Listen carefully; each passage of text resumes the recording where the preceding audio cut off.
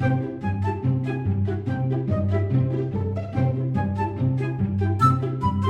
Rabbits, it's Trixie, and this video is about criticism. Criticism. It's so difficult to write this word correctly. And do you know what's difficult too? To deal with criticism. When I was younger, like 10 to 15, I was really bad in receiving criticism. No, not necessarily concerning the work I did in school. Sometimes I just knew that I didn't do my best because I didn't care. Little Trixie, you could have spent more time on this homework. I feel like you didn't understand. Yeah, I know, never mind. I wrote it this morning on the toilet. But what I'm talking about are the things that I did in private.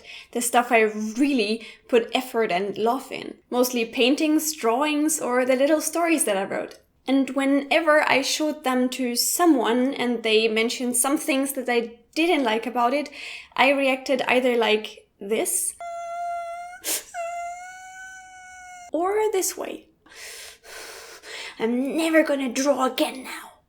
Or I ended up defending myself, finding really silly excuses to explain why I did it the way I did it, desperately trying to change the other person's mind. To be fair, for a kid or a young teenager, that's actually not surprising. I mean, let's be honest, no one really likes being criticized, not even adults. It's one of those things that you're not allowed to admit anymore when you passed a certain age, but criticism doesn't feel good. Of course, it would be way more awesome if everybody instantly liked what you did and there was nothing they disliked. The only thing that changes is that you grow in self-esteem, that you learn how to accept it and how to deal with it, and that you see its long-term benefits. I don't agree.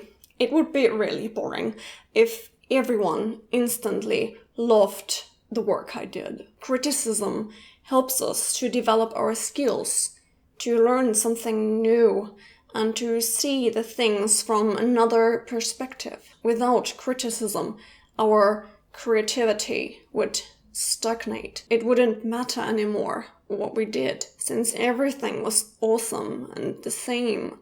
Oh, okay, random person that I hired to play my sidekick and that is totally not me. I think you have a point. Criticism is unpleasant, but it also challenges us to try something new, to change our point of view, and to never give up fighting for our dreams. And try to see it that way. Receiving criticism means that the critic wants to help you.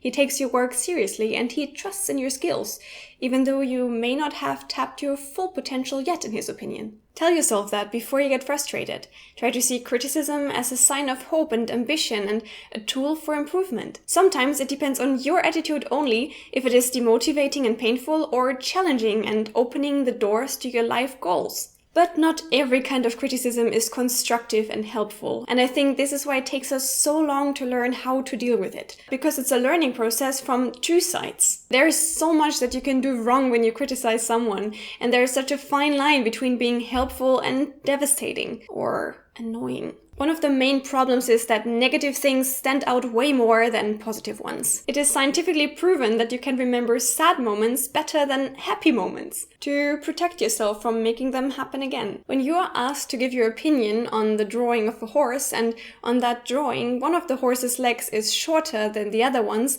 this is what will immediately catch your attention. Because our brain is used to spotting things that are not how you know them, that are not how they should be. Even if the rest of the picture is flawless, the short leg will be the first thing you think about. Negative aspects are easily detectable, while good ones are often perceived as normal or, well, the way it should be, before you think twice and understand how good the drawing actually is. Concerning criticism, until now there is no need to call this a problem, but here's the hitch. Many people mention the things they notice in the order that they perceive them. And since flaws are what we usually see first, they start naming a bunch of bad things before they come to the good part. And this can be really frustrating for the person that is criticized. In school, we learned that we should name a good thing, a bad thing, and another good thing when we criticize someone to not hurt his or her feelings. So every bad aspect should be wrapped in two good ones, like a criticism sandwich. But, well, as it applies to many things that you learn in school, who does that? Especially when there's a lot to mention and you don't have the time to prepare sandwiches before a really important decision is needed. So the order of points is the first obstacle when we talk about criticism. The second obstacle are the words that you choose. Judging from a little bit rude YouTube comments, there's a general lack of sensitivity when you criticize someone online. But the internet is a case for itself, I guess. Still, even in real life, many people don't seem to care too much how they say something. Good criticism gets often confused with mockery or insulting a person, sometimes by accident and sometimes on purpose. Mommy, look! I drew you! My head looks like a rocket. Are these raisins or... And then there are these people that want to feel superior themselves by expressing more and more negative criticism. The ones that just don't like you and abuse criticism to hurt you. The assholes who say really stupid things like, "The drawing is nice, but I don't like horses. So 3 out of 10. Or people that simply don't understand that art can be a matter of taste. And the kind that I hate the most. People that say stupid things that are just not true. In this video, it's really obvious that you didn't prepare yourself very well.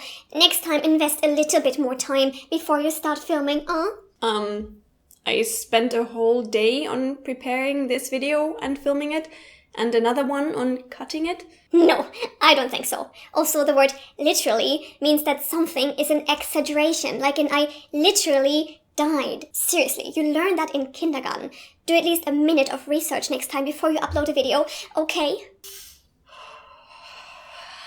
I'm a daisy, ooh, in the wind.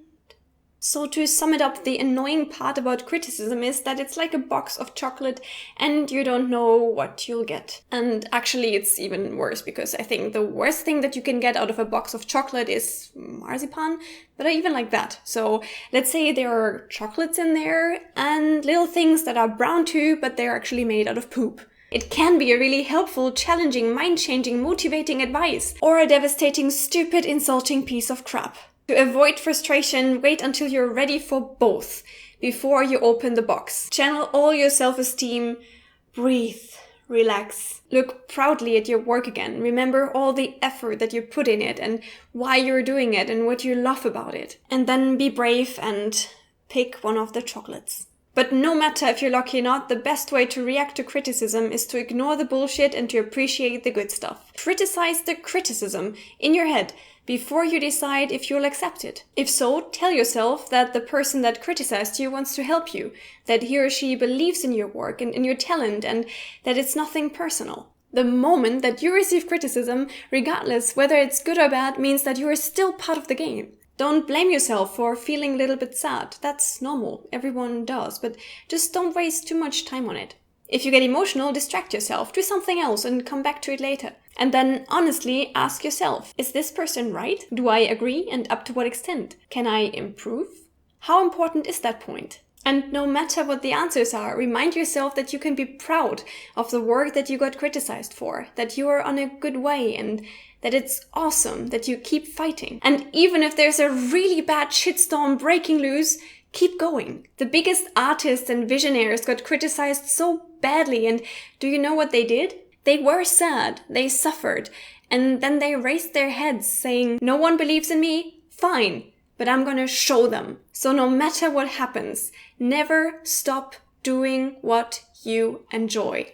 Alright rabbits, this was my little elaboration about criticism. Did you find this video helpful, or is there anything you want to criticize? Are you struggling with receiving criticism as well? What is it that you hate about it? What are your advices? Any fun stories concerning this topic that you would like to share? Feel free to comment down below, and if you liked the video, please leave a thumbs up because that would make me happy. Now I wish you all a very beautiful day. Check out my other videos if you'd like to, and see you in the next one. Bye!